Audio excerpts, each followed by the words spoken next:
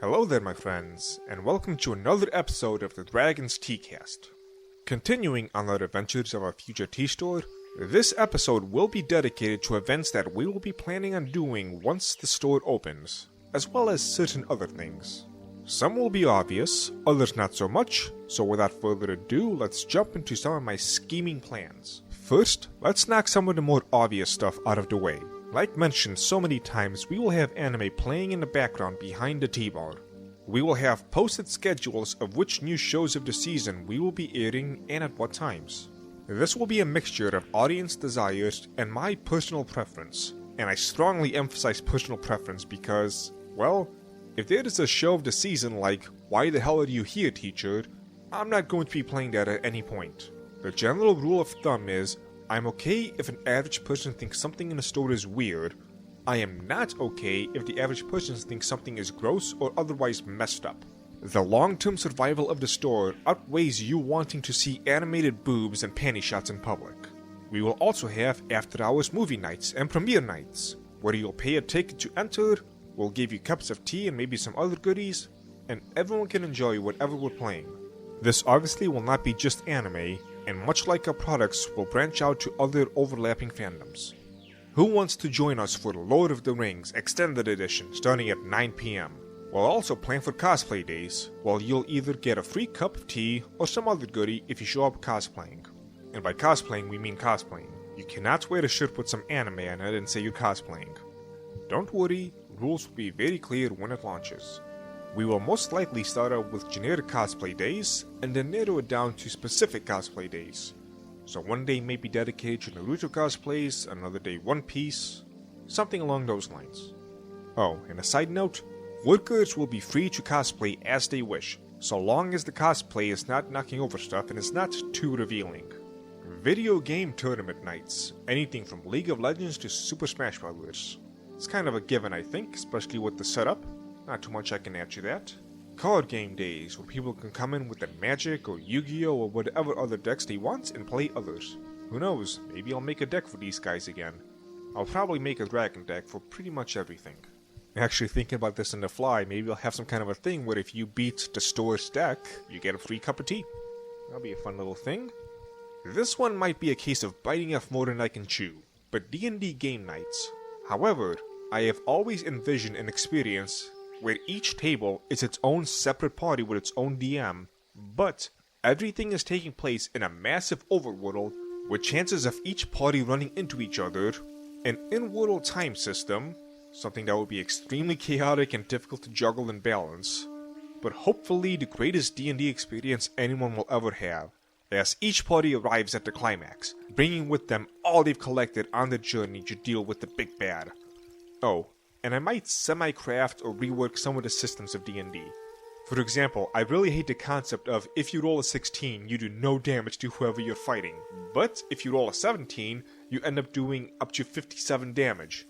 So I would most likely rework the dodge system and assign damage reduction to armor. I would also rework a lot of the weapons so they each have their own feel and there's much more of a reason to take one weapon over another. But I'm getting ahead of myself. Tea tastings will be a thing for sure. Board game nights, ladies only nights as I'm still single. Kidding. I would love to be able to get big time personalities, voice actors, whoever else to make appearances at my store as well. Now, here's where my vision starts to grow. First of all, our dragon mascot, Kensho Khan, whose name will eventually change, but more on that much later, he's got a backstory. And that backstory will be told in a manga. Yes, we will have our very own manga in the store. I don't have the details of how this will be accomplished, but I didn't have any details of how an anime tea-store would work when I started out, and look at me now. I have some other story ideas as well, some that I've actually been tinkering with for well over a decade now, but I don't know if I will want them to be a manga or turn them straight into an anime. On that note, my own anime studio. Yes, you heard me. This Eastern European living in America will be making Japanese cartoons. Well, not me personally. If you ask me to draw a circle, a square, and a straight line, no one will be able to tell the difference between them. I have no talent in this regard. But, and I know everyone thinks this, but I really do think it, Some of the stories I want to put out there, I expect to change the landscape of anime on a level that Dragon Ball changed the entire concept of shonen stories. Specifically for the martial arts genre, which I'll be straight up has kind of sucked for a long time now. Sure, we've got Baki and Kengan Ashura, but the lack of a story does add a bit of a hindrance. I am looking to revitalize the entire genre and wake it up from its slumber. With some of the other stories, I also plan to outdo Gurren Lagann in terms of universal scale, but that's a story for another time. My anime studio will plan to do a few things, such as also taking over dubbing. A big one is going to be properly paying and respecting its artists. No more working 12 hours a day making only $35,000 a year, fuck that. I will also do my best to make sure that people know who is making this stuff. The people doing the drawings deserve a lot more respect than what they're getting at the moment. Another thing the studio will do is overshadow some of the current dubbing studios here in the US. I won't mention any by name, but it's almost all of them, so whatever. I'm not gonna go into details of my personal beef with all of them, but it's maybe a different Teacast. Just know I am not happy with the current situation of American dubbing. And I'm not just talking about quality. What else do I plan to have for my tea store? Well, I finally have my tea-based energy drink line, and the tea, which I'll be expanding to, and greatly expanding the protein powder line while cutting down on its cost. At some point I'll have my own tea plantation, one way or another, and I will definitely be an international household name, tossing Starbucks to the side.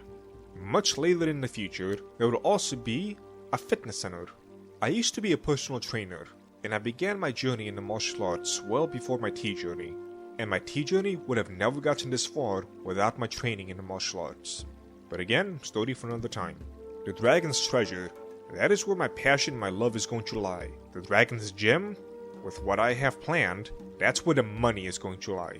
Keep in mind, I expect the Dragon's Treasure, at its peak, to surpass Starbucks. I say peak, but I'm planning to build this thing so it does not die out in a generation. You know, we got companies that go all the way back to like 1000 AD, even before that. The hotel chains and tea stores that have just been open for century upon century upon century. We don't see much of that anymore. I want to change that. But back to the plot.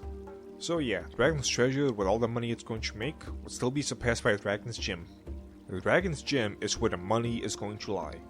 I'm not going to go into any further detail, but the fitness industry has been painfully stagnant for a long time. What I plan to bring, and that something is so unique and new, even though it should have been done over 20 years ago, that I cannot even give hints of what it's going to be without a strict, binding NDA with whoever I'm speaking to. It will revolutionize gyms and the entire concept of fitness, like the car revolutionized travel or the internet revolutionized living. Big claims that I intend to fully back up. There's other goals I have too, but for a variety of reasons I cannot go into them here. This is some of the stuff I have planned for the Dragon's Treasure. I hope you're all ready to join me on this amazing journey. Next episode, we're going to go into the atmosphere I plan to create. And that's going to be a very different episode than what you're used to. The conversation will be a lot more personal, very esoteric, and is going to piss some people off. So, look forward to that. Oh, and also, buy my tea!